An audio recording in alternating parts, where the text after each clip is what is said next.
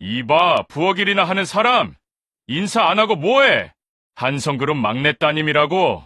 남편은 제사상을 차리던 수연을 보며 소리쳤습니다. 자기야, 저런 아줌마랑 말 섞지 마. 격 떨어지니까 빨리 내보내. 명품으로 휘감은 여자는 집안에 들어서자마자 코를 막으며 인상을 찌푸렸죠. 남편은 조강지처를 헌신짝처럼 버리고 재벌 딸과 재혼한다며 온 동네에 자랑을 늘어놓았습니다. 하지만 그들은 꿈에도 몰랐을 겁니다. 그가 샴페인을 터뜨리는 이 순간 그녀의 주머니 속에서는 그들의 인생을 날려버릴 시한폭탄의 초침이 돌아가고 있다는 것을요. 수연의 발 아래서 피눈물을 흘릴 그 오만한 집안의 지옥이 이제 막 시작됐으니까요. 수연 씨의 통쾌한 반격이 기대되신다면 구독과 좋아요로 힘을 실어주세요. 지옥 같았던 그날의 기억은 뜨거운 기름 냄새와 함께 시작되었습니다. 뜨거운 기름이 손등에 튀어 살같이 벗겨지는 줄도 몰랐습니다. 지글거리는 프라이팬 앞에서 허리를 펼 새도 없이 전을 부친 지 벌써 6시간째였거든요. 수연이 뻐근한 허리를 두드리던 그때 앞치마 주머니 속 핸드폰이 진동했습니다. 발신인은 흥신소였습니다. 문자를 확인한 수연의 눈이 가늘어졌습니다. 사진 속에는 남편 강민석과 젊은 여자 최미주가 웨딩드레스 샵에서 팔짱을 끼고 나오는 모습이 선명하게 찍혀 있었던 겁니다. 결국 갈 때까지 갔구나 싶었죠. 입가에 쓴웃음이 번지기도 전에 현관문이 거칠게 열리며 집안의 공기를 차갑게 갈랐습니다. 남편이었습니다. 그런데 혼자가 아니었습니다.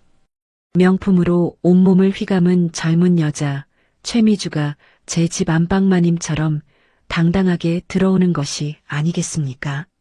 아우, 냄새. 이게 무슨 냄새야?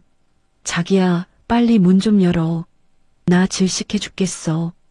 여자는 코를 막으며 인상을 잔뜩 찌푸렸고 남편은 허둥지둥 창문을 열어젖혔습니다. 야, 당장 제사상 안 치워? 내세 여자 절 받으셔야 하니까 싹 다 갖다 버려. 기가 막힐 노릇이었습니다.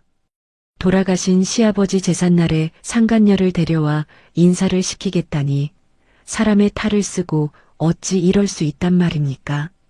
수연이 들고 있던 국자를 떨어뜨리자 남편은 기다렸다는 듯 품에서 누런 서류 봉투를 꺼내 제사상 위에 던졌습니다. 지방이 놓인 바로 그 자리였죠. 여기 이혼 도장이나 찍어. 위자료? 꿈도 꾸지 마. 네가 이 집에 해온 게 뭐 있어?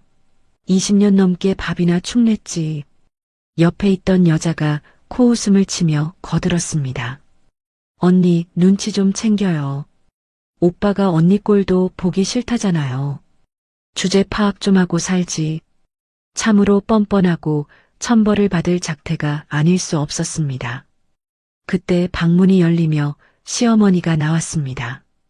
당연히 아들을 나무라실 줄 알았죠. 하지만 시어머니는 오히려 그 여자의 손을 덥석 잡으시는 것이 아니겠습니까? 아이고, 이게 누구야? 우리 복덩이 왔니?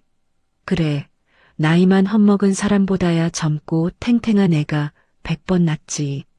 어머니의 입에서 나온 말은 비수보다 날카로웠습니다. 시어머니는 수연이 하루 종일 허리가 끊어지라 붙인 전과 나물들을 쓰레기통에 쓸어 담기 시작했습니다. 그릇들이 요란하게 부딪히며 바닥으로 곤두박질 쳤습니다. 이 집, 내 명의는 아니어도 내 친정 아버지가 준 돈으로 산 거예요. 어머니, 어떻게 며느리한테 이러실 수가 있어요. 수연이 떨리는 목소리로 소리쳤지만 남편은 비웃으며 가방에서 종이 한 장을 꺼내 흔들었습니다. 내 도장 여기 찍혀있네? 네가 술 먹고 찍어준 거 기억 안 나? 이제 와서 딴소리야, 딴소리가. 위조된 권리 포기 각서였던 겁니다. 수연이 종이를 뺏으려 손을 뻗자 남편은 그녀를 거칠게 밀쳐냈습니다. 중심을 잃고 넘어지면서 장식장을 건드리고 말았죠. 친정아버지가 유일하게 남겨주신 낡은 괴종시계가 바닥으로 떨어져 산산이 부서졌습니다. 유리 파편이 사방으로 튀었고 시계는 멈췄습니다. 에이, 재수없게 고물 좀 그만 끼고 살라니까. 남편은 멈춰버린 시계를 구두굽으로 지시겼습니다. 그건 단순한 시계가 아니었습니다. 수연의 아버지의 시간이자 그녀의 인생 그 자체였거든요. 가슴속에서 무언가가 끊어지는 것 같았습니다. 재수옴 붙기 전에 당장 내쫓아. 소금 뿌려. 부정 탄다. 시어머니는 며느리의 등짝을 사정없이 내려치며 현관 쪽으로 떠밀었습니다. 여자는 부엌에서 굵은 소금을 한 움큼 집어와 수연의 머리 위에 쏟아부었습니다. 하얀 소금 알갱이들이 눈물 젖은 얼굴 위로 비 오듯 쏟아져 내렸습니다. 그렇게 수연은 영하 15도의 칼바람 속으로 슬리퍼조차 신지 못한 맨발로 쫓겨나고 말았습니다. 육중한 철문이 등 뒤에서 닫히며 세상과 단절되었습니다. 복도 센서등마저 꺼지자 칠흑 같은 어둠이 찾아왔습니다. 대리석 바닥의 냉기가 맨발을 타고 올라와 뼈를 찔렀습니다. 그 순간 20년 전의 기억이 번개처럼 스쳐 지나갔습니다. 단칸방 월세를 전전하던 시절 젊은 민석이 수연 앞에 무릎을 꿇고 울며 빌던 그날 밤이었습니다. 수연아, 제발 장인어른한테 말 좀 잘해줘. 병원만 차려주면 내 목숨보다 널 사랑할게. 평생 충성할게. 그 비굴하고 간절했던 목소리와 방금 전 밥이나 축냈지라고 소리치던 오만한 목소리가 겹쳐졌습니다. 사랑이라는 이름으로 20년을 속아온 자신이 한심스러워 이를 악물 수밖에 없었습니다. 하지만 문 안쪽에서는 웃음소리가 새어나왔습니다. 자기야, 이 집 이제 진짜 우리 거지? 등기 때 보면 내 이름으로 나오는 거지? 당연하지. 이제 한성그룹 사위 될 일만 남았어. 저 지긋지긋한 여자 떨어져 나갔으니 우린 꽃길만 걷는 거야. 곧이어 샴페인 코르크가 빠지는 소리가 터져 나왔습니다. 그 소리는 마치 수연의 심장을 조롱하는 폭죽 같았습니다. 그런데 말입니다. 그녀는 울지 않았습니다. 주저앉아 바닥에 흩어진 아버지의 시계 부품 하나를 꽉 쥐었습니다. 손바닥에서 피가 배어 나왔지만 그 고통보다 더 뜨거운 분노가 그녀를 일으켜 세웠습니다. 주머니 속에는 남편이 훔쳐간 가짜 도장이 아닌 진짜 인감 도장이 들어 있었거든요. 수연은 핸드폰을 꺼내 저장된 번호를 눌렀습니다. 김 팀장. 배터리 잔량은 3%였습니다. 영하의 추위 속에서 언제 꺼져도 이상하지 않는 상황이었죠. 신호음이 짧게 가고 상대방이 전화를 받았습니다. 그녀의 목소리는 지옥에서 돌아온 사람처럼 낮고 차분했습니다. 김 팀장님, 놈들이 선을 넘었어요. 아주 제대로 미쳤네요. 어둠 속에서 수연의 눈빛만이 서늘하게 빛났습니다. 지금 당장 플랜 B 실행하세요. 숨통부터 끊어놓죠. 그 말은 곧 5분 안에 시댁의 모든 돈줄과 계좌부터 묶어버리겠다는 선전포고였습니다. 그 순간 핸드폰 화면이 깜빡이더니 꺼져버렸습니다. 배터리가 바닥난 겁니다. 하지만 수연의 입꼬리는 미세하게 올라가 있었습니다. 할 말은 이미 다 했으니까요. 차가운 복도 끝, 굳게 닫힌 저 문이 다시 열릴 때 그 안의 풍경은 지금과 사뭇 다를 것입니다. 그녀의 반격은 이제부터 시작이었으니까요. 수연이 사라진 현관문이 닫히자마자 집안의 공기는 순식간에 바뀌었습니다. 마치 10년 묵은 체증이 내려간 사람들처럼 기다렸다는 듯 웃음소리가 터져 나왔습니다. 자기야, 이리 와봐. 이제 눈치 볼 사람도 없는데 뭐 어때? 미주가 신고 있던 흙 묻은 키리를 벗지도 않은 채 안방의 킹사이즈 침대 위로 뛰어 올랐습니다. 매트리스 스프링이 비명을 질러댔지만 그녀는 아랑곳하지 않더군요. 역시 펜트하우스라 다르네. 쿠션감이 예술이야. 미주는 침대 위에서 뛰며 아이처럼 좋아했습니다. 그러다 냄새를 맡는 듯 코를 벌름거리더니 인상을 확 구겼습니다. 어머, 근데 자기야. 이 침대 좀 찜찜하다. 그 여자가 20년 넘게 쓰던 거잖아. 왠지 궁상 맞은 냄새가 배어 있는 것 같아. 안 그래? 그런가? 하긴 그 여자가 좀 칙칙하긴 했지. 민석은 넥타이를 거칠게 풀어 헤치며 낄낄거렸습니다. 조강지철을 내쫓은 죄책감 따위는 눈 씻고 찾아봐도 없는 그저 욕망에 충실한 얼굴이었습니다. 오빠, 이거 당장 바꾸자. 응? 나 이런 데서 못 자. 그래. 바꾸자. 내일 날 밝자마자 백화점 가서 제일 비싼 수입 가구로 싹 다 긁어. 내 블랙카드 한도가 무제한인 거 알지? 진짜? 오빠 최고. 역시 우리 자기는 스케일이 달라. 미주는 민석의 목을 끌어안고 볼에 입을 맞추며 난리가 났습니다. 두 사람은 침대 위에서 뒹굴며 승리감에 도취해 있었습니다. 한참을 그러던 미주는 침대에서 내려오자마자 드레스룸으로 직행했습니다. 그곳은 수연이 평생을 아끼고 아껴 입던 옷들이 잠들어 있는 공간이었습니다. 철마다 드라이클리닝을 맡겨 비닐 커버까지 씌워둔 캐시미어 코트, 아버지가 결혼 선물로 사주신 오래된 명품 가방들이 가지런히 정돈되어 있었죠. 미주는 거침없이 옷걸이에서 옷들을 잡아당겨 바닥에 내팽개쳤습니다. 어머, 이것 좀 봐. 세상에, 이건 언제적 스타일이야? 박물관에나 갖다 놔야겠네. 그녀는 수연의 코트를 대충 걸쳐 입고 거울 앞에서 요리조리 몸을 비틀어댔습니다.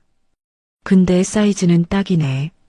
원단은 좋고, 이건 집에서 막 입을 때나 쓰고 나머진 다 의류수거함에 버려요. 싹 다 갖다 버리고 내 신상들로 채워야지. 남의 인생을 도둑질해 놓고도 부끄러움이라곤 모르는 참으로 뻔뻔한 작태가 아니겠습니까? 그 시각 민석은 안방 깊숙한 곳으로 향했습니다. 벽에 걸린 풍경화 액자를 떼어내자 벽 속에 매립된 육중한 금고가 모습을 드러냈습니다. 민석의 눈이 탐욕으로 번들거렸습니다. 그 여자가 여기다 현금을 좀 쟁여놨을 텐데 비자금이나 좀 만들어 볼까? 민석의 손가락이 익숙하게 비밀번호를 눌렀습니다. 전자잠금 장치가 해제되는 소리가 울리고 무거운 금고 문이 열렸습니다. 민석은 잔뜩 기대에 부푼 표정으로 금고 안을 들여다보았습니다. 하지만 그의 표정이 일순간 굳어버렸습니다. 금고 안은 텅 비어 있었습니다. 그 흔한 10원짜리 동전 하나, 금붙이 하나 없었던 겁니다. 덩그러니 놓인 건 누렇게 바랜 편지 한 통뿐이었습니다. 뒤따라 들어온 미주가 금고 안을 들여다보고는 인상을 팍 찌푸렸습니다. 뭐야? 오빠 부자라며? 현금 많다며? 왜 텅 비었어? 설마 그 여자가 나갈 때 챙겨간 거 아니야? 미주의 날카로운 지적에 민석은 짐짓 당황하지 않은 척 허세를 부렸습니다. 식은땀이 관자놀이를 타고 흐르는 걸 감추려 목소리를 더 높였죠. 아, 맞다. 깜빡했네. 저 여자가 푼 돈은 다 여기 넣고 진짜 큰 돈은 병원법인 계좌에 다 묶어놨어. 어차피 병원이 내 거니까 법인 카드 한 장이면 수십억이 풀려. 푼 돈에 연연하지 마. 이 대사를 기억해 두십시오. 병원법인 계좌에 돈이 있다는 이 허세가 나중에 그의 목을 조르는 올가미가 될 테니까요. 진짜지? 나 사기당하는 거 아니지? 속이는 거면 가만 안 있어. 걱정 말하니까. 이 건물이 얼마짜린데 내일 아침에 은행 가서 풀면 그만이야. 민석은 금고 안에 있던 편지를 꺼내 읽지도 않고 구겨버렸습니다. 그리곤 쓰레기통에 던져버렸죠. 그 편지는 20년 전 민석이 사업 실패로 무너져 빚더미에 앉았을 때 수연이 건넸던 편지였습니다. 민석 씨, 당신을 믿어서 내 친정 재산 모든 걸 맡겨요. 부디 이 믿음을 배신하지 말아요. 수연의 피눈물 나는 진심이 담긴 그 편지는 이제 배신의 증거가 되어 쓰레기통에 처박힌 신세가 되고 말았습니다. 참으로 비정하고 씁쓸한 광경이 아닐 수 없었습니다. 분위기가 가라앉자 민석은 서둘러 화제를 바꾸며 핸드폰을 꺼냈습니다. 좋은 날이잖아. 파티나 하자고. 내가 호텔 출장 뷔페 부를게. 제일 비싼 코스로 인당 30만 원짜리 랍스터에 전복에 싹 다 깔아. 그는 배달 앱을 켜고 망설임 없이 결제 버튼을 눌렀습니다. 결제 완료 알림이 떴습니다. 아직은 카드가 살아있었거든요. 경쾌한 알림음에 그제야 미주의 얼굴이 펴졌습니다. 오빠 멋쟁이. 그래, 오늘 같은 날은 즐겨야지. 잠시 후 거실 테이블 가득 사내진미가 차려졌습니다. 시어머니는 며느리가 쫓겨난 자리에 떡하니 앉아 양손에 갈비를 들고 뜯기 바빴습니다. 입가에 양념을 잔뜩 묻힌 채 상간녀 입에 고기를 넣어주는 꼴이 참 가관이더군요. 아이고, 우리 며느리 많이 먹어라. 뼈밖에 없어서 아들 낳겠니? 자, 많이 먹어. 미주는 속으로 경멸하면서도 겉으로는 생글생글 웃었습니다. 돈 때문이었죠. 어머님도 드세요. 너무 맛있다. 역시 비싼 게 다르네요. 민석은 와인을 따르며 으스대듯 병원으로 전화를 걸었습니다. 김 부장. 내일 아침 전 직원회의 소집해. 새 사모님 소개할 거니까 꽃다발 제일 화려한 걸로 준비하고. 네. 원장님, 갑자기 그게 무슨. 그럼 이수연 사모님은요? 간호부장의 물음에 민석의 얼굴이 일그러졌습니다. 감히 자신의 권위에 토를 다는 것이 몹시 불쾌했던 겁니다. 야, 김 부장, 너 지금 나 가르치려 들어? 그 이름 다시 꺼내면 너부터 해고야. 이 병원 원장이 누구야? 나야, 나 강민석이라고. 전화를 거칠게 끄는 민석은 와인을 벌컥벌컥 들이켰습니다. 그 모습을 보던 미주가 샴페인 잔을 채우다 말고 손을 멈추더군요. 불길한 예감이 스쳤던 모양입니다. 근데 오빠, 그 여자 친정이 꽤 대단했다며? 진짜 뒤탈 없는 거 맞아? 민석은 미주의 어깨를 감싸 안으며 콧방귀를 뀌었습니다. 걱정 붙들어 매. 장인어른 돌아가신 지가 언젠데. 친정 식구들도 다 이민 가서 한국엔 아무도 없어. 저 여잔 도간에 든 쥐야. 내가 밟으면 밟히는 존재라고. 정말이지? 나 믿어도 되지? 내가 누구야? 강남 제일 잘 나가는 성형외과 원장 강민석이야. 나만 믿고 따라와. 그때였습니다. 거실 천장에 매달린 화려한 크리스털 샹들리에가 불안하게 깜빡거리기 시작했습니다. 미주가 놀라 소리를 질렀습니다. 불꽃이 튀는 듯 조명이 명멸하더니 벽에 붙은 스마트홈 월패드 화면에 붉은 글씨가 떠올랐습니다. 시스템 오류. 네트워크 연결이 불안정합니다. 관리자 권한이 변경되었습니다. 메시지는 순식간에 나타났다 사라졌습니다. 마치 곧 닥쳐올 거대한 폭풍을 예고하듯이 말입니다. 하지만 승리에 도취한 세 사람은 그 경고를 무시했습니다. 민석은 다시 샴페인 잔을 높이 들었습니다. 자, 신경 쓰지 말고 건배하자. 칙칙한 과거는 잊고 우리들의 찬란한 미래를 위하여. 위하여. 세 사람의 잔이 부딪히며 맑은 소리가 펜트하우스에 울려 퍼졌습니다. 그 소리가 그들의 운명을 깨뜨리는 종소리인 줄은 꿈에도 모른 채 말이죠. 차가운 겨울바람을 피해 수연이 들어선 곳은 도심의 한 비즈니스 호텔이었습니다. 화려한 펜트하우스에 비하면 초라하기 그지없는 좁은 방이었죠. 하지만 수연에게는 이 좁은 공간이 그 어떤 곳보다 안전한 요새처럼 느껴졌습니다. 약속된 노크 소리가 들렸습니다. 들어오세요. 문이 열리고 말끔한 정장 차림의 남자가 들어왔습니다. 한성그룹 법무팀장, 김 팀장이었습니다. 그는 수연을 보자마자 깍듯하게 고개를 숙였습니다. 회장님, 늦어서 죄송합니다. 지시하신 서류 준비하느라 시간이 좀 걸렸습니다. 김 팀장은 테이블 위에 가죽 서류 가방을 내려놓았습니다. 잠금 장치가 풀리며 묵직한 소리가 울렸고 그 안에서 쏟아져 나온 서류 뭉치들은 민석이 그토록 믿고 있던 명의를 휴지 조각으로 만들어버릴 무기들이었습니다.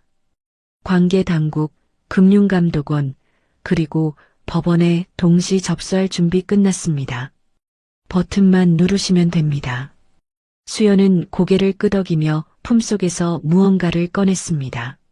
남편이 가짜 도장으로 위조 서류를 만들 때 그녀가 목숨처럼 지켜온 진짜 물건들이었습니다. 붉은 인주가 묻은 진짜 인감 도장. 그리고 누렇게 색이 바랬지만 붉은 공증 도장이 선명하게 찍힌 서류 한 장.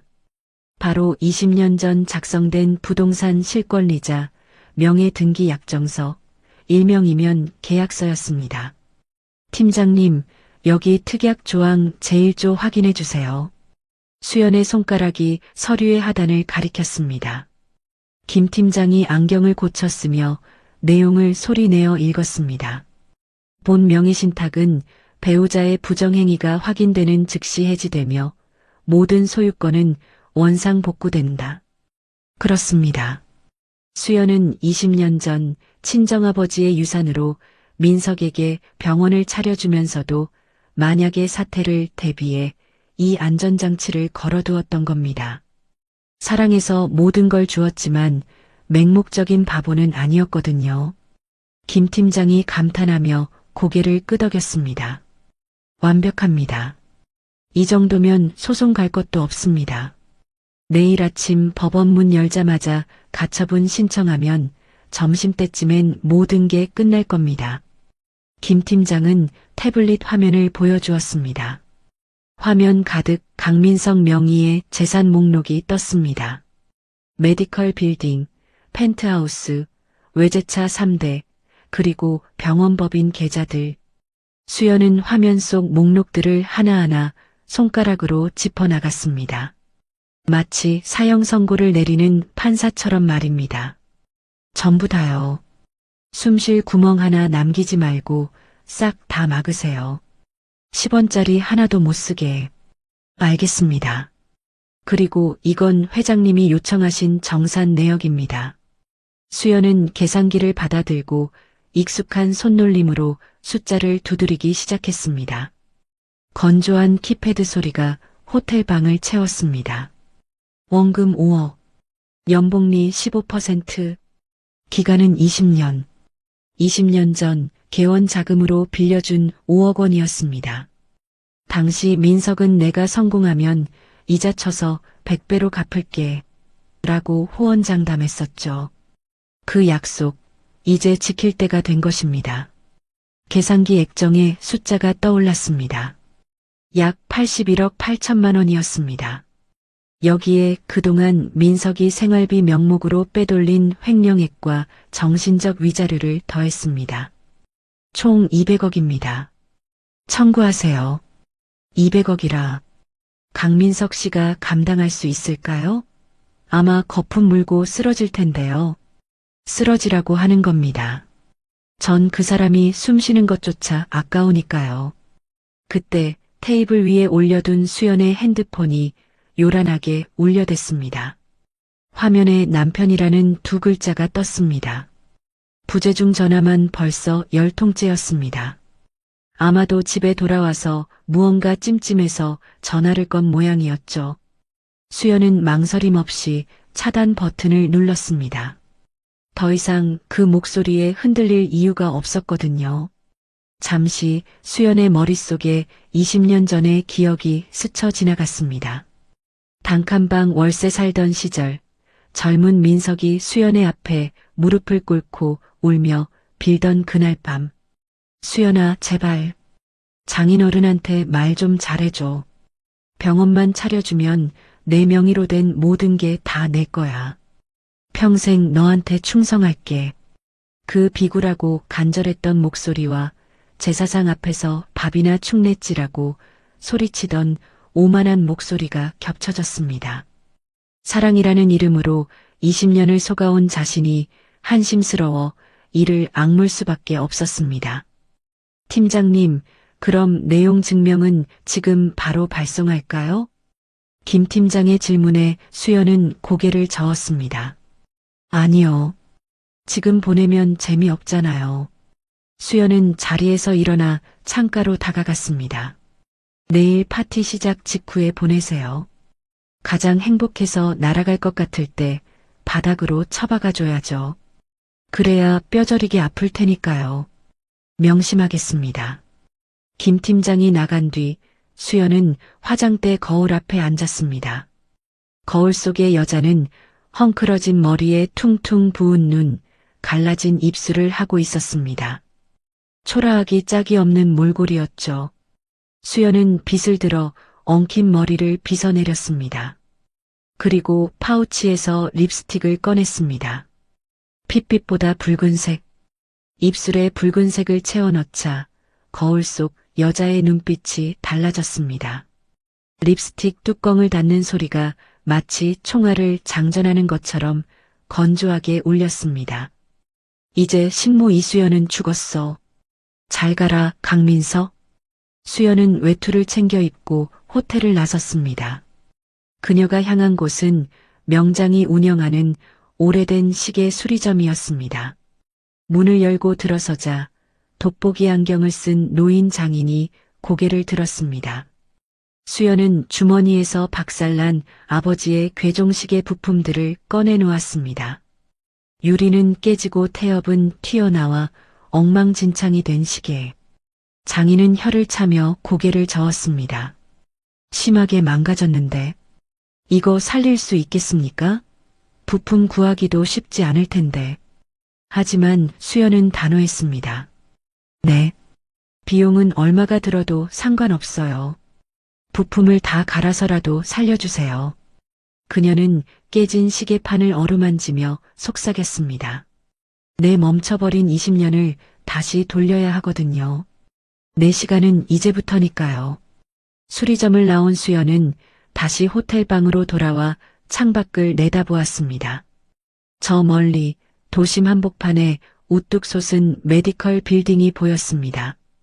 옥상에는 강민석 원장 재혼 및 비전 선포식 디데이라고 적힌 대형 현수막이 펄럭이고 있었습니다. 화려한 조명을 받으며 빛나는 그 현수막이 내일이면 찢겨나갈 운명이라는 걸 저들은 알까요? 수연은 창밖의 빌딩을 향해 빈 잔을 들어 올렸습니다. 즐겨. 오늘이 내 마지막 밤이니까. 그녀의 입가에 서늘한 미소가 번졌습니다. 폭풍 전야의 밤은 그렇게 깊어가고 있었습니다. 다음 날 저녁 메디컬 빌딩 1층 로비와 연회장은 화려한 파티장으로 탈바꿈해 있었습니다. 내로라 하는 의사들, 제약회사 임원들, 그리고 지역 유지들까지 민석이 자랑하는 인맥들이 총출동하여 북적거리고 있었죠. 은은한 클래식 음악이 흐르고 최고급 샴페인이 쉼없이 터졌습니다. 그 중심에는 턱시도를 빼입은 민석과 등이 파인 드레스를 입은 미주가 서 있었습니다. 김 회장님, 와주셔서 영광입니다. 원장님, 축하합니다. 드디어 한성 그룹 사위가 되시는군요. 민석은 입이 귀에 걸려 하객들과 악수를 나누느라 정신이 없었습니다. 미주 역시 예비 사모님 노릇을 하느라 어깨에 힘이 잔뜩 들어가 있더군요. 호호, 별 말씀을요. 앞으로 잘 부탁드려요. 그녀는 손가락에 낀 5캐럿짜리 다이아몬드 반지를 뽐내며 잔을 부딪혔습니다. 물론 그 반지도 민석의 법인 카드로 긁은 것이었죠. 잠시 후 사회자의 안내에 따라 민석이 단상 위로 올라갔습니다. 그는 마이크를 잡고 의기양양하게 하객들을 내려다보았습니다. 존경하는 내외 귀빈 여러분, 오늘 이 자리에 와주셔서 감사합니다. 그의 목소리가 스피커를 타고 연회장에 울려 퍼졌습니다. 이제 우리 병원은 한성그룹과 손잡고 글로벌 메디컬 센터로 도약할 것입니다. 저 강민석이 대한민국 의료계의 역사를 새로 쓰겠습니다. 건배, 건배. 하객들이 환호하며 잔을 높이 들었습니다. 민석과 미주는 서로를 바라보며 승리의 미소를 지었죠. 이 세상의 주인공은 바로 자신들이라고 믿어 의심치 않았을 겁니다. 하지만 그 행복은 딱 거기까지였습니다. 파티장 한쪽 구석에서 케이터링 업체 사장이 포스기에 카드를 긁었습니다. 그런데 거래 거절을 알리는 날카로운 경고음이 울렸습니다. 당황한 사장이 다시 한번 시도했지만 결과는 같았습니다. 단말기 화면에는 거래 불가, 도난 분실 신고된 카드라는 메시지가 떠 있었습니다. 업체 사장은 단상 아래로 내려가 막 건배사를 마치고 내려오는 민석에게 다가갔습니다. 그리고 귓속말로 속삭였습니다. 저기 원장님, 죄송한데 카드가 결제가 안 됩니다. 연결된 계좌가 전부 지급 정지 상태라고 뜨는데요. 뭐, 그럴 리가 없는데? 민석은 인상을 찌푸리며 지갑을 꺼냈습니다. 마그네틱이 손상됐나 보네. 자, 이걸로 해봐. 한도 무제한이야. 그는 자신만만하게 다른 카드를 건넸습니다. 업체 직원은 민석이 보는 앞에서 다시 카드를 긁었습니다. 그런데 하필이면 이때 민석이 마이크를 끄지 않고 단상 테이블 위에 올려두었던 겁니다. 스피커를 통해 기계음이 파티장 전체에 생중계되기 시작했습니다. 결제가 거절되었다는 안내 음성이 연달아 울렸습니다. 카드를 받고 긁을 때마다 날카로운 거절음이 연회장 스피커를 타고 울려 퍼졌습니다. 우아한 클래식 음악은 이미 찢겨나간 뒤였습니다. 순간 파티장에는 찬물을 끼얹은 듯한 정적이 흘렀습니다. 하객들의 시선이 일제히 민석에게 꽂혔습니다. 뭐야? 카드 정지래? 병원 망했어? 원장이란 사람이 카드값도 못 내? 수군거리는 소리가 웅성웅성 커져만 갔습니다. 민석의 얼굴은 홍당무처럼 빨개졌고 등줄기에는 식은땀이 흘렀습니다. 이 기계 상태가 엉망이네. 관리를 어떻게 하는 거야? 민석이 억지를 부리며 소리쳤습니다. 옆에 있던 미주도 얼굴이 사색이 되어 악을 썼습니다. 그래요. 다시 해봐요. 우리 오빠가 돈이 없어서 그러겠어요? 기계가 먹통이에요. 바로 그때였습니다. 파티장의 모든 조명이 동시에 꺼져버렸습니다. 음악도 뚝 끊겼습니다. 암흑천지가 된 파티장은 순식간에 아수라장이 되었습니다. 사람들의 비명소리가 터져나왔습니다. 그때 비상전력으로 켜진 대형 스크린에 붉은색 경고 문구가 떠올랐습니다. 긴급공지. 본 건물은 실소유주 이수연님의 요청으로 즉시 폐쇄 조치합니다. 외부인은 지금 즉시 퇴거하십시오. 불법 점거 시 형사고발 조치됩니다. 스크린을 본 민석과 미주는 그 자리에서 얼어붙고 말았습니다. 민석의 눈동자가 흔들립니다. 식은땀이 턱 끝을 타고 흐릅니다. 이수연? 이게 뭐야? 민석이 뒷걸음질 치는 그 순간 설상가상으로 천장에 달려있던 스프링클러가 작동을 시작했습니다. 수연이 미리 설정해둔 소방 점검 오작동이었습니다. 천장에서 차가운 물줄기가 쏟아져 내렸습니다. 턱시도와 드레스를 입은 하객들은 비명을 지르며 출구로 도망쳤습니다. 내 드레스? 이게 얼마짜린데? 고급 요리들은 물에 젖어 쓰레기가 되었고 파티장은 난장판이 되었습니다. 물벼락을 맞은 민석과 미주는 멍하니 서로를 바라볼 뿐이었습니다. 화려했던 메이크업은 번져서 괴물처럼 변해 있었고 젖은 머리카락은 미역줄기처럼 얼굴에 들러붙어 있더군요. 비참한 몰골이 되는 건 순식간이었습니다. 바로 같은 시각이었습니다. 수연은 시계 수리점의 문을 열고 나오고 있었습니다. 그녀의 손에는 말끔하게 수리된 아버지의 괴종시계가 들려 있었습니다. 유리는 새 것으로 교체되었고 멈췄던 태엽은 다시 감겨 있었습니다. 시계 초침이 다시 힘차게 움직이기 시작했습니다. 그 소리는 마치 파티장의 비명소리를 덮어버리듯 규칙적이고 단단하게 울렸습니다.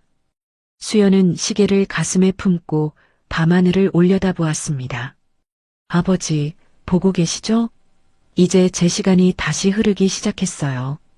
그녀의 눈빛은 그 어느 때보다 맑고 강인하게 빛나고 있었습니다. 빌런들의 세상은 멈췄지만 여왕의 시간은 이제 막 시작된 것입니다. 물에 빠진 생쥐꼴이 된 세 사람이 택시에서 내렸습니다. 화려했던 파티복은 젖어서 축 늘어졌고 미주의 마스카라는 번져서 눈밑이 시커멓게 변해 있었죠. 택시기사가 룸미러로 그들을 힐끔거리며 코를 찡그렸습니다. 손님, 시트 젖었는데 세차비 좀 더 주셔야겠는데요? 민석은 대꾸할 기운도 없다는 듯 지갑에서 젖은 10,000원짜리 몇 장을 꺼내 던져주었습니다. 택시가 떠나고 그들은 비틀거리는 걸음으로 펜트하우스 공동 현관 앞에 섰습니다. 이제는 남의 집이 되어버린 그곳 말입니다. 추워. 빨리 들어가서 씻자. 오빠, 비밀번호 눌러. 미주가 오들오들 떨며 재촉했습니다. 민석은 떨리는 손으로 도어록 키패드를 눌렀습니다. 평소와 똑같은 번호였습니다. 하지만 돌아온 건 경쾌한 해제음이 아니었습니다. 비밀번호가 틀렸다는 날카로운 경고음이 세 사람의 귀를 때렸습니다. 내가 손이 얼었나? 민석은 다시 한번, 이번엔 더 꾹꾹 눌러 번호를 입력했습니다. 하지만 결과는 같았습니다. 비밀번호 불일치를 알리는 경고음만 반복될 뿐이었죠. 뭐야? 왜 안 열려? 기계가 미쳤나? 민석이 당황해서 문을 두드리자 로비 안쪽에서 경비원이 달려나왔습니다. 평소 같으면 원장님 오셨습니까? 하며 90도로 허리를 굽히던 사람이었습니다. 하지만 오늘 그의 표정은 사뭇 달랐습니다. 마치 잡상인을 보는 듯한 싸늘한 눈빛이었거든요. 당신들 뭐 하는 겁니까? 남의 건물에서 소란 피우지 말고 나가세요. 뭐? 당신들? 이봐. 나야 나. 501호 강민석 원장. 민석이 억울하다는 듯 소리쳤지만 경비원은 코웃음을 쳤습니다. 아, 전세입자 강민석 씨요? 이미 퇴거 처리되셨습니다. 외부인은 출입 금지입니다. 퇴거라니? 내가 이 건물주야. 내 명의라고. 민석이 흥분해서 경비원의 멱살을 잡으려 손을 뻗었습니다.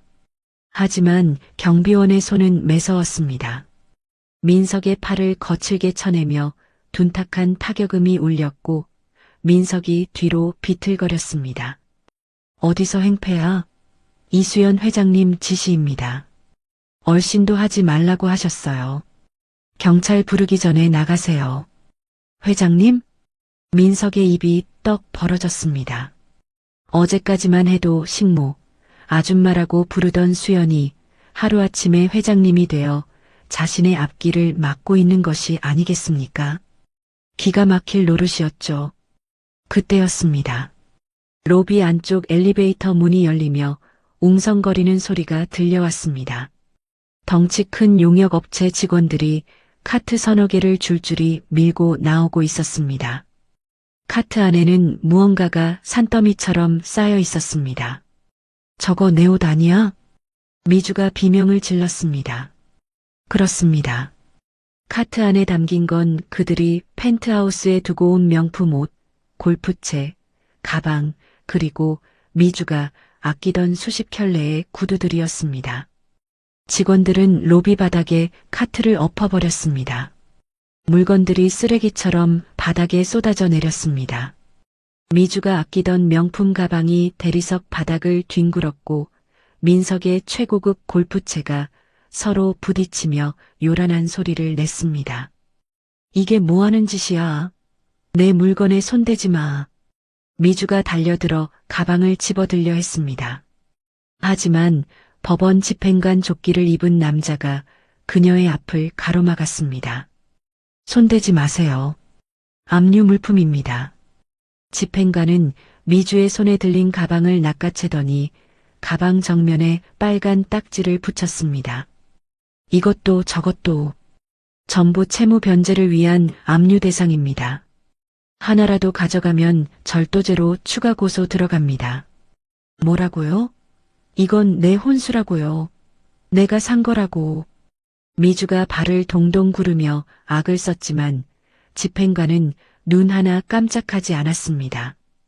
옆에 있던 시어머니는 그제야 사태를 파악하고 바닥에 드러눕더군요. 내 집 내놔라. 내가 이 집 안주인이다. 어떤 놈들이 감히 내 살림을 드러내. 노인은 대리석 바닥을 손바닥으로 치며 통곡을 했습니다. 하지만 아무리 울고 불고 해도 소용없는 일이었습니다. 용역 팀장이 품에서 서류 한 장을 꺼내 노인의 눈앞에 펼쳐 보였습니다. 할머니, 여기 등기부등본 안 보이세요? 소유자 이수연. 팀장의 손가락이 이수연이라는 이름 세 글자를 콕 찍었습니다. 법적으로 이 집은 이수연 회장님 겁니다. 당신들은 지금 남의 집에 무단 침입한 거고요. 더 험한 꼴 보기 전에 나가시죠. 거짓말이야. 우리 민석이 거야. 내 아들 거라고. 시어머니는 믿을 수 없다는 듯 고개를 저었지만 종이에 적힌 글씨는 바뀌지 않았습니다. 결국 용역 직원들은 세 사람을 짐짝처럼 들어 올렸습니다. 나, 이거 안 나? 내가 누군 줄 알고.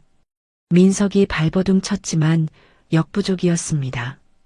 그들은 질질 끌려 공동 현관 밖으로 내던져졌습니다. 차가운 보도블록 위에 세 사람이 겹겹이 쓰러졌습니다. 일장에서 수연이 쫓겨났던 바로 그 자리였습니다.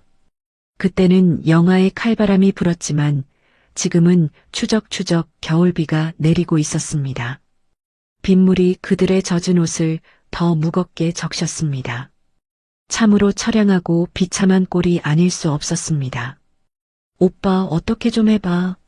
우리 진짜 길바닥에 나앉는 거야? 미주가 덜덜 떨며 민석의 팔을 흔들었습니다. 하지만 민석은 멍하니 닫힌 유리문 너머를 바라볼 뿐이었습니다. 로비 안쪽 따뜻한 조명 아래 경비원이 서 있었습니다. 어제까지만 해도 자신이 서 있던 그 자리, 자신이 누리던 그 온기, 유리문에 비친 자신의 몰골은 노숙자나 다름없었습니다. 헝클어진 머리, 번진 눈화장, 흙탕물이 튄 턱시도. 그제야 민석은 깨달았습니다. 자신이 누리던 모든 것이 사실은 수연이 만들어준 허상이었다는 것을 말입니다.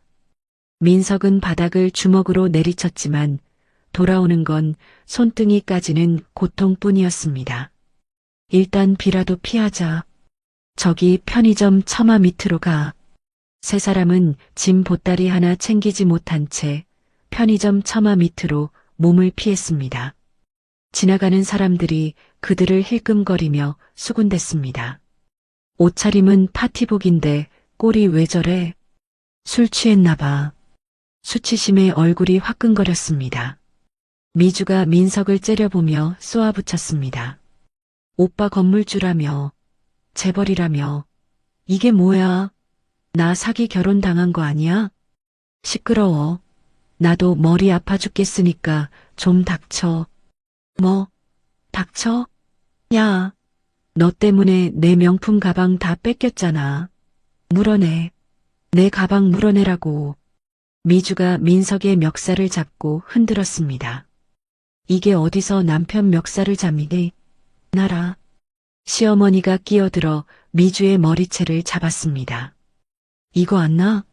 나이만 먹은 사람이 힘만 세가지고 편의점 앞에서 서로 엉겨붙어 싸우는 세 사람의 꼴은 막장 드라마보다 더 막장이었습니다. 빗줄기는 점점 굵어지고 갈 곳 없는 밤은 깊어만 갔습니다. 그들이 자랑하던 사랑과 가족이라는 것은 돈이라는 접착제가 떨어지자마자 산산조각이 나버린 겁니다. 과연 이들은 오늘 밤을 무사히 넘길 수 있을까요? 차가운 빗소리만이 그들의 비명을 삼키고 있었습니다. 세 사람이 겨우 몸을 누인 곳은 변두리의 낡은 모텔방이었습니다. 쾌쾌한 담배 냄새와 눅눅한 곰팡이 냄새가 진동하는 곳이었죠.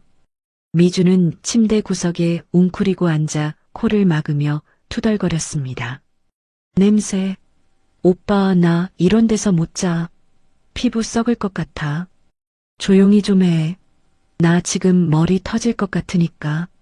민석은 젖은 셔츠를 벗어 던지며 신경질적으로 소리쳤습니다. 하지만 그의 눈빛은 아직 완전히 죽지 않았습니다. 오히려 도끼가 서려 있었죠. 그래, 내가 이대로 무너질 것 같아? 나 강민석이야. 이 바닥에서 20년을 굴렀어. 내 인맥이 얼만 줄 알아? 그는 침대에 걸터 앉아 핸드폰을 집어들었습니다. 걱정 마. 구청장이랑 내가 호영호재하는 사이야. 지난번 선거 때 내가 후원금을 얼마나 냈는데. 전화 한 통이면 그 여자 불법 점거로 당장 쳐넣을 수 있어. 민석의 호언장담에 시어머니의 눈이 번쩍 뜨였습니다. 그럼 우리 아들이 어떤 사람인데? 어서 전화해봐라. 민석은 자신만만하게 주소록에서 구청장 번호를 찾아 눌렀습니다. 그리고 보란듯이 스피커폰을 켰습니다. 신호음이 길게 이어졌습니다. 한참 만에야 상대방이 전화를 받았습니다. 여보세요? 형님, 접니다. 강 원장. 민석이 과장된 목소리로 아른 체를 했습니다. 제 아내가 미쳐서 집 비번을 바꾸고 절 내쫓았습니다. 이거 엄연한 불법 아닙니까? 형님, 경찰서장님한테 말 좀 잘해 주십시오. 하지만 수화기 너머의 반응은 싸늘하기 그지없었습니다.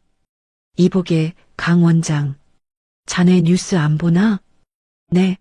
뉴스라뇨? 자네 병원 내일 아침부터 관계당국 특별세무조사 들어간다며? 횡령 규모가 수십억이라던데? 아니, 그건 오해입니다. 모함이에요. 오해고 뭐고 나한테 전화하지 마. 나까지 엮이기 싫으니까. 그리고 자네가 보낸 후원금 그거 다 돌려줬잖아. 우린 아무 사이도 아닌 걸로 하지. 매정하게 전화가 끊겼습니다. 민석은 멍하니 핸드폰을 바라보았습니다. 밥 얻어먹을 땐 형님 동생 하더니 의리 없는 인간. 오빠 구청장도 안 된대? 그럼 어떡해? 미주가 불안한 듯 물었습니다. 기다려봐. 아직 한 발 남았어. 고문 변호사님은 다를 거야. 검사장 출신이잖아. 법으로 뒤집으면 돼. 민석은 떨리는 손으로 고문 변호사에게 전화를 걸었습니다. 이번에는 신호음이 2번 울리기도 전에 상대방이 받았습니다. 강 원장. 무슨 일인가? 고문님, 도와주십시오. 제 아내가 절 빈털터리로 만들려고 작정을 했습니다. 소송 걸어서 재산 분할 막아주세요. 수임료는 2배, 아니 3배로 드겠습니다. 하지만 돌아온 건 깊은 한숨소리 뿐이었습니다. 이보게 강 원장, 자네 상황 파악이 전혀 안 되는구만. 자네 와이프 쪽 로펌이 어딘지 아나? 로펌이요? 대형 로펌 태산이야. 국내 1위라고. 거기 대표가 직접 사건 맡았어. 승산 없어. 아니, 태산이 왜 그 여자 사건을 맡습니까? 돈도 없는 여자인데. 돈이 왜 없어? 자네 병원 건물, 그거 원래 장인어른 명의였잖아. 자네가 명의 신탁받은 거라는 증거, 저쪽이 다 가지고 있어. 게다가 자네 횡령 증거가 너무 명백하더군. 리베이트 장부부터 차명 계좌 내역까지 아주 꼼꼼하게도 모아놨더구만. 그걸 변호사님이 어떻게 해? 나한테도 퀵이 왔어. 강민석 변호 맡으면 당신 과거 비리도 같이 터뜨리겠다는 경고장이랑 같이. 미안하네만 난 빠지겠네. 이번에도 가차없이 전화가 끊겼습니다. 핸드폰을 쥔 민석의 손이 부들부들 떨렸습니다. 믿었던 동아줄이 모두 썩은 줄이었던 겁니다. 사실 수연은 이미 손을 써둔 상태였습니다. 파티가 시작되기 전 민석의 주요 인맥들에게 퀵서비스로 봉투 하나씩을 보냈던 것이죠. 그 안에는 민석이 그들에게 건넸던 뇌물 내역과 그들의 약점이 담긴 자료가 들어 있었습니다. 그리고 빨간 글씨로 적힌 메모 한 장. 강민석과 엮이면 당신들도 같이 끝납니다. 그 한 문장이 이 바닥의 의리를 산산조각 낸 것입니다. 통화 내용을 옆에서 다 듣고 있던 미주의 눈빛이 변했습니다. 그녀는 싸늘하게 식은 눈으로 민석을 위아래로 훑어보았습니다. 이 인간 진짜 끝났네. 끈 떨어진 년이잖아. 미주는 슬그머니 화장실로 들어갔습니다. 문을 잠그고 어딘가로 급하게 문자를 보냈습니다. 엄마, 나 이 결혼 사기당한 것 같아. 이 인간 빈털털이야. 빚만 잔뜩이고 감옥 가게 생겼어. 나 어떡해? 화장실 밖에서는 시어머니가 땅이 꺼져라 한숨을 쉬고 있었습니다. 내 팔자야. 늙어서 이게 무슨 꼴이니? 노인은 혹시나 하는 마음에 수연에게 전화를 걸었습니다. 수연아, 나다. 내가 잘못했다. 너 화나서 그런 거 알지만 이건 아니지 않니? 시어머니를 길바닥에 내앉게 하는 건 너무하잖아. 다시 들어오게 해다오. 하지만 수화기 너머에선 아무 대답도 들리지 않았습니다. 고객의 요청으로 착신이 금지된 번호라는 기계음만 되풀이될 뿐이었습니다. 수연은 이미 시댁 식구들의 번호를 모두 차단해버린 뒤였거든요. 이 독한 것, 시어머니 전화를 차단해? 피도 눈물도 없는 거야? 시어머니는 핸드폰을 바닥에 내던지며 악을 썼지만 허공에 흩어지는 메아리일 뿐이었습니다. 민석은 마지막 지푸라기라도 잡는 심정으로 친구에게 전화를 걸었습니다. 여보세요? 야, 철수야. 나 민석인데 돈 좀 융통해 줄 수 있냐? 내가 급해서 그래. 하지만 친구의 반응은 비웃음 그 자체였습니다. 야, 강민석? 너 소문 다 났어. 사기꾼이랑 재혼하려다가 쫄딱 망했다며?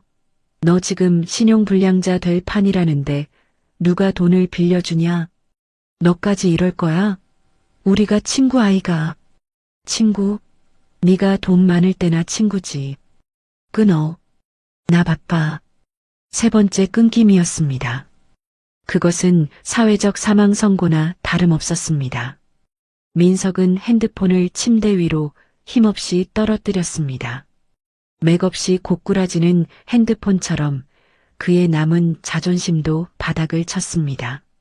돈, 집, 명예, 그리고 인맥까지 모든 것이 완벽하게 차단되었습니다. 민석은 머리를 감싸쥐고 괴로워했습니다. 어쩌다 이렇게 된 거야. 도대체 어디서부터 잘못된 거냐고. 좁은 모텔방의 벽이 점점 그들을 조여오는 것만 같았습니다. 곰팡이 핀 천장이 금방이라도 무너져 내려 그들을 덮칠 것 같은 공포. 그것은 수연이 지난 20년간 느껴왔던 고립감과 똑같은 무게였습니다. 이제야 그 무게를 짊어지게 된 민석. 그는 옆에서 자신을 쏘아보는 미주의 눈빛이 낯설게 느껴졌습니다. 사랑한다며 매달리던 그 눈빛은 온데간데 없고 먹잇감을 노리는 하이에나 같은 눈빛만이 번들거리고 있었으니까요. 이 모텔방 안에서 또 다른 전쟁이 시작되려 하고 있었습니다.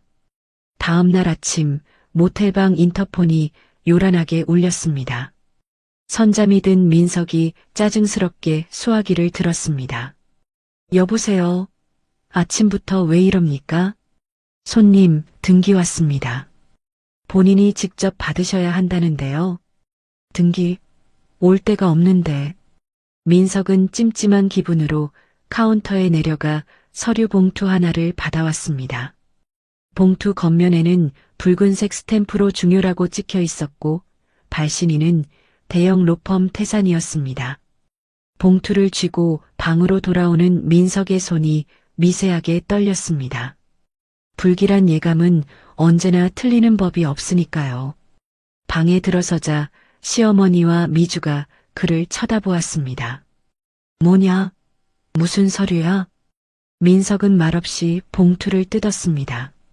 안에서 A4 용지 한 뭉치가 나왔습니다. 맨 첫 장 굵은 고딕체로 적힌 제목이 눈에 들어왔습니다. 손해배상 및 채무 변제 청구서. 민석의 동공이 지진이라도 난 듯 흔들렸습니다. 그는 떨리는 손으로 다음 장을 넘겼습니다. 청구 내역이 빼곡하게 적혀 있었습니다. 대여금 원금 5억 원, 20년 전 병원 개원 자금, 약정 이자 연 15% 월 복리 적용, 횡령금 반환 35억 원, 최근 20년간 병원 수익금 유용분, 징벌적 위자료 10억 원, 부정행위 및 정신적 피해.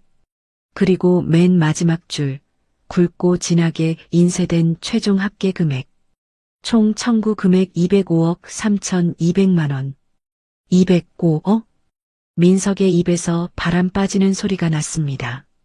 0의 개수가 끝도 없이 이어져 있었습니다.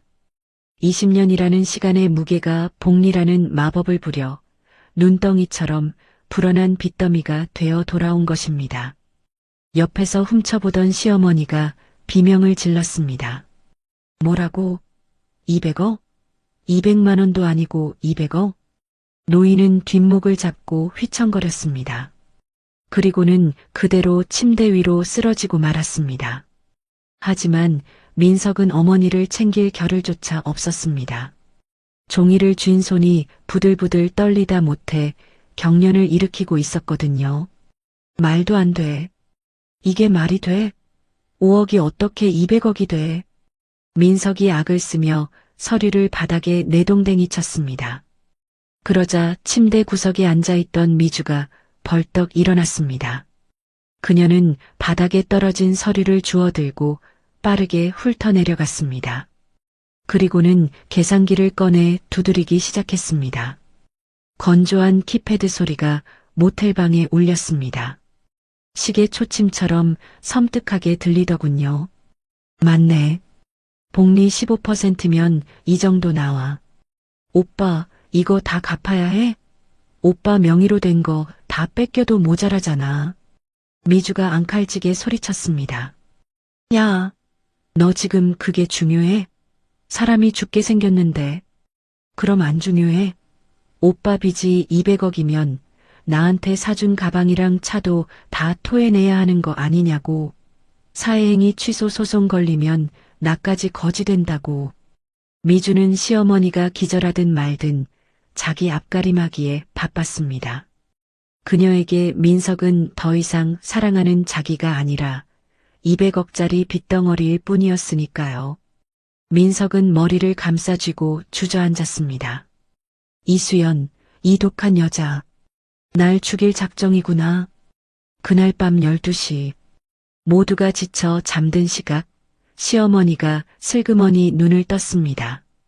노인은 옆에서 코를 골며 자는 아들과 등을 돌리고 자는 미주를 힐끔 쳐다보았습니다. 그리고는 겉옷을 챙겨 입고 살금살금 모텔방을 빠져나왔습니다. 나라도 살아야지. 이대로 있다간 나까지 길바닥에서 얼어 죽어. 노인은 택시비가 없어 수연이 머무는 호텔까지 무작정 걷기 시작했습니다. 찬바람이 뼛속까지 파고들었지만 200억이라는 숫자가 주는 공포보다는 덜했습니다. 1시간을 꼬박 걸어 호텔 로비에 도착했을 때 노인의 다리는 퉁퉁 부어 있었습니다. 그녀는 로비 소파에 앉아 하염없이 며느리를 기다렸습니다. 새벽 2시가 넘어서야 외출했다 돌아오는 수연의 모습이 보였습니다. 말끔한 정장 차림에 당당한 걸음걸이. 어제까지만 해도 부엌대기 취급하던 며느리가 지금은 범접할 수 없는 사람처럼 보였습니다. 시어머니는 체면이고 뭐고 다 버리고 달려가 바닥에 납작 엎드렸습니다. 대리석 바닥에 무릎이 부딪히는 둔탁한 소리가 로비에 울렸습니다. 수연아, 내가 죽을 죄를 지었다. 제발 용서해다오. 호텔 직원들과 오가는 사람들이 놀라 쳐다봤지만 노인은 아랑곳하지 않고 수연의 바짓가랑이를 잡고 늘어졌습니다. 내가 늙어서 노망이 났나 보다. 우리 민석이 한 번만 살려다오. 200억이라니 그 돈을 무슨 수로 갚니? 감옥 가면 안 된다. 내 남편 아니냐? 눈물 콧물을 쏟으며 애원하는 시어머니. 하지만 수연의 표정은 차갑다 못해 서늘했습니다. 그녀는 시어머니를 일으켜 세우기는커녕 싸늘하게 내려다보며 입을 열었습니다. 어머니, 제 머리에 소금 뿌리셨죠? 기억나세요? 시어머니의 울음이 뚝 그쳤습니다. 재수옴 붙었다고, 부정 탄다고 소금까지 뿌려 내쫓으셔놓고 이제 와서 남편 타령이세요? 수연의 목소리엔 물기 하나 없었습니다. 그건 내가 잠깐 미쳐서. 어머니도 똑같이 당해보셔야죠. 길바닥이 얼마나 추운지, 배고픈 게 얼마나 서러운지. 수연은 가방에서 서류 한 장을 꺼내 내밀었습니다. 협의 이혼 신고서였습니다. 마지막 기회 드릴게요. 여기에 민석 씨 도장 받아오세요. 이혼? 네. 이혼 도장 받아오시면 어머니 거처는 제가 마련해 드릴게요. 따뜻한 밥 드시고 발 뻗고 주무실 수 있게요. 단 조건이 있어요. 수연이 허리를 숙여 시어머니의 눈을 똑바로 바라보았습니다. 강민석 씨랑은 연 끊으셔야 해요. 그 사람 감옥 가든 노숙자가 되든 어머니는 모르는 척 하셔야 합니다. 아들 버리고 어머니만 사시겠다면 도와드릴게요. 시어머니의 눈동자가 흔들립니다. 아들을 버리고 나만 살 것인가 아니면 아들과 함께 나락으로 떨어질 것인가. 잔인한 선택지였지만 수연에게는 자비란 없었습니다. 싫으시면 관두세요. 저 갑니다. 수연이 돌아서려 하자 시어머니가 다급하게 서류를 낚아챘습니다. 알았다. 받을게. 내가 도장 받아올게. 노인의 손이 부들부들 떨렸습니다. 모성애조차 돈과 생존 앞에서는 무력해지는 순간이었습니다. 수연은 그 모습을 보며 씁쓸한 미소를 지었습니다. 역시 피는 물보다 진하다지만 돈보다는 묵네요. 그녀는 뒤도 돌아보지 않고 엘리베이터로 향했습니다. 남겨진 시어머니는 이혼 신고서를 가슴에 품고 주저앉아 소리 없는 오열을 토해냈습니다. 과연 그녀는 아들의 도장을 받아올 수 있을까요? 밤은 깊어가고 파국은 절정을 향해 치닫고 있었습니다. 다음 날 아침 민석이 눈을 떴을 때 옆자리는 비어 있었습니다. 싸구려 모텔의 눅눅한 이불만이 덩그러니 남아 있었죠. 미주야? 어디 갔어? 민석은 비몽사몽간에 화장실 쪽을 보았지만 인기척이 없었습니다. 혹시나 하는 마음에 머리맡에 둔 가방을 열어보았습니다. 순간 민석의 눈이 뒤집혔습니다. 내 시계, 내 지갑, 가방 안쪽 주머니에 숨겨두었던 마지막 비상금 500만 원과 팔면 몇 천만 원은 받을 수 있는 명품 시계가 감쪽같이 사라진 겁니다. 이 도둑 같은 여자, 민석은 속옷 차림으로 벌떡 일어나 바지를 꿰어 입었습니다. 신발도 제대로 못 신은 채 모텔 방문을 박차고 나갔습니다. 복도 끝 엘리베이터가 막 내려가고 있었습니다. 야, 최미주, 거기 안 서? 민석은 계단으로 미친 듯이 뛰어내려갔습니다. 모텔 정문을 나서자마자 저 멀리 택시를 잡으려는 미주의 뒷모습이 보였습니다. 한 손에는 훔친 시계와 지갑이 든 가방을 꼭 쥐고 있었죠. 택시, 택시. 미주가 다급하게 손을 흔들었습니다. 하지만 빈 택시는 좀처럼 잡히지 않았습니다. 그 사이 민석이 전력 질주해 그녀의 뒤를 덮쳤습니다. 잡았다. 민석이 미주의 긴 머리채를 휘어잡았습니다. 이거 나 미쳤어? 미주가 비명을 지르며 뒤로 나자빠졌습니다. 내 돈 내놔. 내 시계 내놓으라고.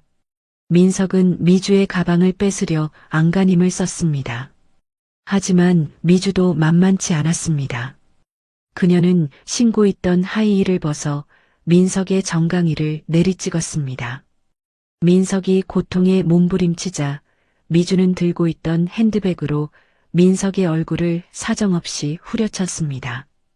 금속 장식이 달린 가방이 민석의 광대뼈를 강타하며 둔탁한 소리가 울렸습니다. 이 사기꾼, 재벌이라며 내 빚 200억 갚느라 내 인생 망칠 일 있어? 이거라도 챙겨야 내 위자료 될 거 아니야. 뭐가 어째? 위자료? 주제 파악 좀 해. 두 사람은 길바닥을 뒹굴며 서로의 머리채를 잡고 옷을 찢으며 싸움을 벌였습니다. 지나가던 사람들이 기겁하며 멈춰섰습니다. 세상에, 저게 무슨 꼴이야? 부부싸움인가? 살벌하네. 그때 뒤늦게 쫓아나온 시어머니가 이 광경을 목격했습니다. 내 아들 죽는다. 저 여자가 내 아들 잡네. 노인은 다짜고짜 달려들어 미주의 종아리를 물어뜯었습니다. 이 노망난 할머니가. 미주가 비명을 지르며 발버둥 쳤지만 시어머니는 끝까지 달라붙어 놓지 않았습니다. 내 아들 돈 내놓고 가. 우리 집안 말아먹은 사람. 길거리는 순식간에 아수라장이 되었습니다. 민석은 미주의 머리채를 잡고 미주는 민석의 멱살을 잡고 시어머니는 미주의 다리에 매달린 기괴한 삼각관계. 구경꾼들은 핸드폰을 꺼내 이 진풍경을 찍어대기 시작했습니다. 어떤 젊은 청년은 라이브 방송을 켰습니다. 여러분, 대박입니다. 한복판에서 불륜 커플이 싸우고 있습니다. 그들의 추악한 민낯이 실시간으로 퍼져나가고 있었지만 세 사람은 부끄러움도 모른 채 서로를 물어뜯고 있었습니다. 멀리서 경찰차 사이렌 소리가 들려왔습니다. 신고를 받은 경찰관들이 들이닥쳤습니다. 그만하세요. 다들 떨어지세요. 경찰관 셋이 달라붙어서야 겨우 엉겨붙은 세 사람을 떼어낼 수 있었습니다. 민석은 얼굴이 피투성이가 된 채 경찰관을 붙잡고 하소연했습니다. 경찰관님, 저 여자가 제 시계랑 돈을 훔쳤습니다. 절도범이에요. 당장 잡아주세요. 그러자 머리가 산발이 된 미주가 콧방귀를 뀌며 소리쳤습니다. 웃기고 있네. 당신이야말로 횡령 수배범이잖아. 경찰 아저씨, 이 사람 병원 돈 수십억 해먹은 사기꾼이에요. 잡아가세요. 뭐, 이 여자가 진짜. 증거, 여기 있어요. 미주는 품속에서 USB 하나를 꺼내 경찰관에게 내밀었습니다. 여기 강민석 비자금 장부랑 차명, 계좌 내역 다 들어있어요. 제가 혹시나 해서 복사해뒀거든요. 이거면 이 인간 감방 보내고도 남죠? 민석의 얼굴이 사색이 되었습니다. 믿었던, 아니 이용하려 했던 여자에게 뒤통수를, 그것도 아주 제대로 맞은 것입니다. 미주야, 네가 어떻게 나한테. 어떻게? 오빠가 먼저 나 속였잖아. 재벌, 펜트하우스? 다 허세였으면서 누굴 탓해? 나도 살아야 할 거 아니야. 미주의 도끼 어린 눈빛에 민석은 할 말을 잃었습니다. 경찰관은 증거를 받아들고 무전을 쳤습니다. 본서 여기입니다. 강민석 확보했습니다. 횡령 및 배임 혐의에 긴급 체포합니다. 차가운 수갑이 민석의 손목에 채워졌습니다. 금속이 피부에 닿는 순간 차갑고 서늘한 감촉이 온몸으로 퍼졌습니다. 강민석 씨, 당신을 특정경제범죄 가중처벌법 위반 혐의로 체포합니다. 변호사를 선임할 수 있고, 안 돼. 이거 난 억울해. 저 여자도 같이 잡아가라고. 민석이 발악하자 다른 경찰관이 미주에게도 다가갔습니다. 최미주 씨, 당신도 서로 폭행하고 절도 혐의 있으니까 같이 가시죠. 네. 전 신고자인데 왜요? 결국 두 사람 모두 경찰차 뒷좌석에 구겨 넣어졌습니다. 시어머니는 바닥에 주저앉아 땅을 치며 통곡했습니다. 내 팔자야. 아들은 끌려가고 내가 무슨 죄를 지어서. 하지만 아무도 노인을 동정하지 않았습니다. 모든 게 자업자득이었으니까요. 길 건너편 검은색 세단 안에서 이 모든 광경을 지켜보는 사람이 있었습니다. 수연이었습니다. 그녀는 선팅된 창문 너머로 개처럼 끌려가는 남편과 상간녀를 보며 차가운 캔커피를 한 모금 마셨습니다. 입가에 서늘한 미소가 번지더군요. 잘 물어뜯네. 바닥까지 드러내며 서로를 헐뜯는군. 수연은 기사에게 손짓했습니다. 가시죠. 볼 건 다 봤네요. 차가 부드럽게 출발했습니다. 백미러 속에서 경찰차의 붉은 경광등이 멀어지고 있었습니다. 그 불빛은 마치 그들의 파멸을 축하하는 축포처럼 보였습니다. 이제 남은 건 법의 심판뿐. 그들의 지옥은 아직 시작에 불과했습니다. 관할 경찰서 지능범죄수사팀 조사실. 철제 책상 위에 민석이 고개를 푹 숙인 채 앉아 있었습니다. 얼굴은 미주에게 긁힌 상처로 엉망이었고 입고 있는 셔츠는 찢어지고 흙투성이었습니다. 화려했던 병원장의 모습은 온데간데 없고 그저 초라한 잡범의 몰골이었죠. 담당 형사가 모니터를 뚫어지라 쳐다보다가 피식 웃음을 터뜨렸습니다. 강민석 씨, 대단하십니다. 어떻게 20년 동안 이렇게 꼼꼼하게 해두셨어요? 리베이트, 횡령, 탈세. 아주 종합선물 세트네. 형사는 미주가 넘긴 USB를 흔들어 보였습니다. 그 안에는 민석의 범죄 사실이 날짜별로, 금액별로 아주 친절하게 정리되어 있었던 겁니다. 이거 제가 작성한 거 아닙니다. 조작된 겁니다. 민석이 억울하다는 듯 책상을 내리쳤지만 형사는 눈 하나 깜짝하지 않았습니다. 조작은 무슨. 계좌 추적 다 끝났어요.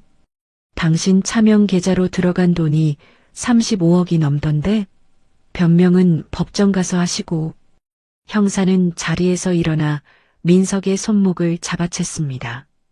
차가운 수갑이 양 손목을 단단히 조이며 금속 특유의 서늘한 감촉이 살갗을 파고들었습니다. 민석의 몸이 사시나무 떨듯 떨렸습니다. 강민석 씨, 당신을 특정경제범죄 가중처벌 등에 관한 법률 위반 혐의로 긴급 체포합니다. 변호사 선임할 수 있고 진술 거부할 수 있습니다. 안 돼. 난 의사야. 감옥 못 가. 이거 풀어. 민석이 발버둥 쳤지만 형사들은 그를 거칠게 끌고 나갔습니다. 복도로 끌려 나온 민석은 옆방에서 조사받던 미주와 마주쳤습니다. 미주 역시 수갑을 차고 있었습니다. 야, 최미주, 너 왜 수갑 찼어? 너 신고자라며. 민석이 놀라 묻자 미주를 연행하던 형사가 대신 대답했습니다. 아, 이 여자요? 조사해보니까 아주 상습범이더라고요. 신분 도용에 혼인 빙자 사기 피해자만 5명이 넘어요. 한성 그룹 딸이요? 전과 삼범 주제에 민석의 눈이 튀어나올 듯 커졌습니다. 재벌 딸인 줄 알고 조강지처를 벌였는데 알고 보니 전과 삼범 사기꾼이었다니. 자신이 썩은 동아줄을 잡으려고 황금 동아줄을 잘라버렸다는 사실에 민석은 그 자리에서 혼절할 뻔했습니다. 이 사기꾼, 내 인생 돌려내. 시끄러워. 너 때문에 나도 잡혔잖아. 두 사람은 유치장으로 끌려가는 내내 서로에게 독설을 퍼부었습니다. 그들의 세기의 사랑은 유치장 철창 앞에서 그렇게 끝이 났습니다. 다음 날 아침 뉴스, 속보, 유명 성형외과 원장, 수십억 횡령 및 사기 혐의 구속. 민석이 마스크와 모자로 얼굴을 가린 채 호송차에 오르는 장면이 전국에 생중계되었습니다. 기자들의 카메라 플래시가 기관총처럼 쏟아졌습니다. 원장님, 혐의 인정하십니까? 조강지처 내쫓고 재혼하려던 게 사실입니까? 쏟아지는 질문 세례에 민석은 고개를 들지 못했습니다. 그가 입고 있는 양복은 아이러니하게도 수연이 사준 20년 된 낡은 양복이었습니다. 가장 비참한 순간에 그를 감싸준 건 그가 버린 아내의 흔적뿐이었던 겁니다. 며칠 후 민석이 갇힌 구치소 접견실. 투명한 아크릴벽 너머로 수연이 나타났습니다. 그녀는 단정하고 우아한 모습이었습니다. 수의를 입은 민석과는 천지 차이였죠. 민석은 수연을 보자마자 수화기를 들고 오열했습니다. 여보, 수연아, 내가 잘못했어. 귀신에 씌었었나 봐. 제발 합의 좀 해줘. 탄원서 한 장만 써주라. 그는 아크릴 벽에 이마를 찌우며 빌었습니다. 나 여기서 나가면 평생 너한테 속죄하면서 살게. 다시는 딴 맘 안 먹을게. 우리 좋았잖아, 하지만 수연의 표정은 미동조차 없었습니다. 그녀는 천천히 수화기를 귀에 댔습니다. 민석 씨, 기억나? 기억나지. 우리 추억 다 기억나? 아니, 그거 말고. 당신이 나한테 그랬잖아. 내 이름은 이제 필요 없다고. 식모처럼 살라고. 수연의 목소리는 낮지만 또렷했습니다. 그래서 내가 당신 이름 바꿔주려고 왔어. 이름? 응. 이제부터 내 이름은 강민석이 아니야. 수연의 시선이 민석의 가슴팍에 달린 번호표에 고정되었습니다. 수임번호 3840. 그게 내 새 이름이야. 거기서 평생 썩어.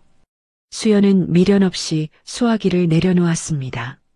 수연아, 안 돼. 가지마. 여보. 민석이 아크릴 벽을 두드리며 절규했지만 수연은 뒤도 돌아보지 않고 접견실을 나갔습니다. 그 뒷모습이 얼마나 단호하던지 교도관들조차 숨을 죽일 정도였습니다. 한편 혼자 남겨진 시어머니는 어떻게 되었을까요? 아들이 구속되었다는 소식을 들은 노인은 충격으로 실어증에 걸리고 말았습니다. 입을 뻐끔거려도 목소리가 나오지 않았습니다. 갈 곳이 없어진 노인은 결국 수연이 알아봐준 외곽의 요양병원 무료 병동에 입원하게 되었습니다. 6인실 좁은 침대, 창가 자리도 아닌 문간방 침대에서 노인은 하루 종일 천장만 바라보며 눈물을 흘렸습니다. 며느리를 구박하고 내쫓았던 그 입은 굳게 닫혔고 아들 자랑을 늘어놓던 그 목소리는 영영 사라져버린 것입니다. 고독하고 쓸쓸한 노년. 그것이 그녀가 받은 벌이었습니다. 계절이 바뀌고 드디어 선고 공판일이 다가왔습니다. 법정 안은 무거운 침묵이 감돌았습니다. 판사가 판결문을 집어들었습니다. 피고인 강민석은 배우자의 신뢰를 저버리고 장기간 거액을 횡령하였으며 반성의 기미 없이 증거를 인멸하려 했다. 죄질이 매우 불량하다. 민석은 두 손을 모으고 판사의 입만 쳐다보았습니다. 제발 집행유예가 나오기를, 기적이 일어나기를 빌면서요. 하지만 법은 냉정했습니다. 이에 피고인 강민석에게 징역 7년을 선고한다. 또한 횡령금 35억 원에 대한 추징금 50억 원을 부과한다. 판사봉이 3번 내리쳐지며 법정에 묵직한 울림이 퍼졌습니다. 그 소리는 민석의 심장에 대못을 박는 것과 다름없었습니다. 7년? 민석은 다리에 힘이 풀려 주저앉고 말았습니다. 7년이면 환갑이 넘어서야 세상에 나올 수 있는 시간이었습니다. 그것도 빈털터리 전과자로 말이죠. 교도관들이 민석을 끌고 나갔습니다. 육중한 철창문이 닫히며 복도 끝까지 메마른 금속음이 울렸습니다. 민석은 일평 남짓한 독방에 덩그러니 갇혔습니다. 차가운 시멘트 바닥, 냄새나는 변기 하나가 전부인 공간. 그는 쭈그리고 앉아 무릎에 얼굴을 묻었습니다. 문득 자신이 박살냈던 장인어른의 괴종시계가 떠올랐습니다. 그 시계가 멀쩡하게 돌아가던 시절, 아내가 차려주던 따뜻한 밥상, 웃음소리, 그 평범했던 행복들이 사무치게 그리웠습니다. 시간을 되돌릴 수만 있다면. 민석은 허공에 손을 뻗어보았지만 잡히는 건 차가운 공기뿐이었습니다. 그에게 시간은 멈췄고 시계는 영원히 고장 나버린 것입니다. 독방의 작은 창문 틈으로 달빛 한 줄기가 들어왔습니다. 그 빛조차 민석을 피해 구석을 비추고 있었습니다. 그는 어둠 속에서 소리 없이 흐느꼈습니다. 자신의 탐욕이 만든 감옥 속에서 그는 이제 긴 겨울을 보내야 할 것입니다. 1년이라는 시간이 흘렀습니다. 도심의 스카이라인에는 작은 변화가 생겼습니다. 과거 수연 메디컬 빌딩이라 불리던 건물의 간판이 SJ 메디컬 그룹으로 바뀐 것입니다. 세련된 로고가 박힌 빌딩 최상층, 회장실, 통유리창 너머로 따스한 햇살이 쏟아져 들어오고 있었습니다. 수연은 널찍한 집무 책상에 앉아 결제 서류를 검토하고 있었습니다. 그녀의 손에 들린 만년필이 종이 위를 부드럽게 미끄러지며 경쾌한 서명 소리를 냈습니다. 회장님, 다음 일정은 재단 이사회 미팅입니다. 비서실장이 정중하게 보고했습니다. 알겠어요. 차 대기시켜주세요. 수연은 안경을 벗으며 창밖을 내다보았습니다. 1년 전 맨발로 쫓겨났던 그 겨울밤과는 모든 것이 달라져 있었습니다. 그녀는 더 이상 누군가의 그림자가 아닌 당당한 태양이 되어 이 도시를 내려다보고 있었던 겁니다. 그렇다면 그림자 속에 숨어있던 자들은 어떻게 되었을까요? 도심의 화려한 네온 사인이 비치지 않는 뒷골목. 그곳에 짙은 화장을 하고 짧은 치마를 입은 여자가 서성이고 있었습니다. 최미주였습니다. 그녀는 가석방으로 일찍 출소했지만 사기전과 산범이라는 꼬리표는 지워지지 않았습니다. 어떤 회사도 그녀를 받아주지 않았고 결국 그녀가 갈 곳은 유흥업소뿐이었습니다. 다리 아파. 오늘 손님 왜 이렇게 없어? 미주는 담배를 피워 물며 지나가는 남자들에게 추파를 던져보았지만 돌아오는 건 경멸 어린 시선뿐이더군요. 아가씨, 길 좀 비켜요. 한때 재벌딸 행세를 하며 온갖 호사를 누렸던 그녀의 화려한 과거는 이제 싸구려 향수 냄새 속에 묻혀버렸습니다. 그리고 또 한 사람. 시내 중심가 광장 구석, 신문지를 덮고 누운 노숙자들 틈에 익숙한 얼굴이 보였습니다. 덥수룩한 수염에 떡진 머리, 냄새나는 낡은 점퍼를 입은 남자. 강민석이었습니다. 그는 형을 살고 나왔지만 전 재산이 압류되어 빈털터리가 되었습니다. 가족들도 친구들도 모두 등을 돌렸죠. 한때 최고의 성형외과 원장이었던 그가 이제는 오늘 하루 먹을 끼니를 걱정해야 하는 신세가 된 것입니다. 점심시간이 되자 무료 급식소 앞에 긴 줄이 늘어섰습니다. 민석도 잽싸게 그 줄에 합류했습니다. 아저씨, 줄 똑바로 서요. 새치기 하지 말고. 알았어. 밀지 마. 다른 노숙자들에게 밀치고 밟히면서도 민석은 식판을 놓지 않았습니다. 자존심 따위는 백가죽이 등에 붙은 고통 앞에서는 사치였으니까요. 드디어 배식대 앞. 밥 좀 많이 주세요. 국물도 좀 넉넉히. 민석이 굽신거리며 식판을 내밀었습니다. 밥 한 덩이와 멀건 콩나물국이 식판에 담겼습니다. 그것이 오늘의 유일한 식사였습니다. 민석은 허겁지겁 빈자리를 찾아 앉았습니다. 숟가락을 들 힘도 없어 손으로 밥을 집어 먹으려던 찰나였습니다. 맞은편에 앉은 노인의 손목이 눈에 들어왔습니다. 낡은 점퍼 소매 아래로 반짝이는 금빛 시계. 민석의 손이 허공에서 멈췄습니다. 너무나 익숙한 시계였습니다.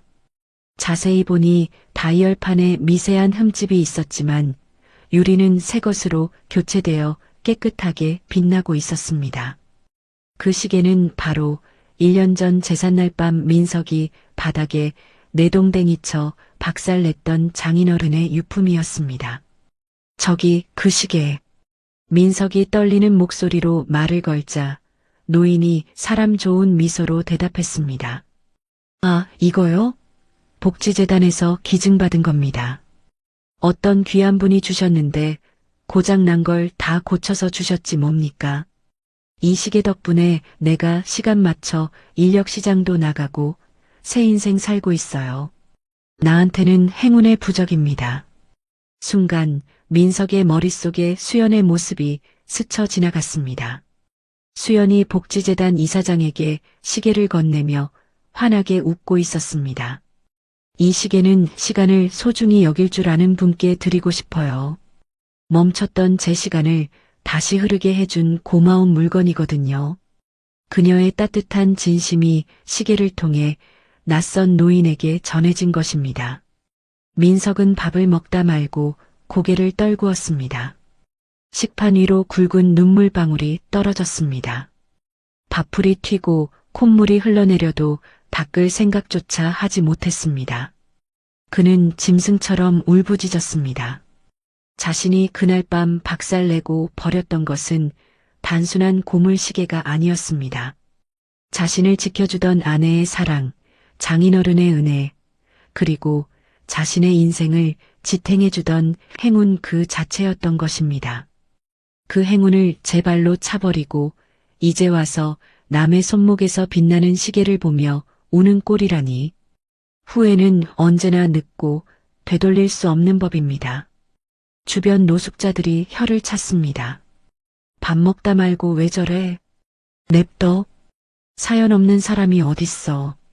민석의 오열은 광장의 소음에 묻혀 흩어졌습니다.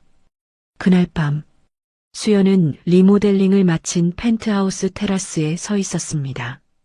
그녀의 손에는 붉은 와인이 담긴 잔이 들려 있었습니다. 발 아래 펼쳐진 도시의 야경은 보석처럼 반짝이고 있었고 강바람이 시원하게 불어와 머리카락을 간지럽혔습니다. 1년 전 이곳에서 쫓겨날 때는 세상이 끝난 것만 같았습니다.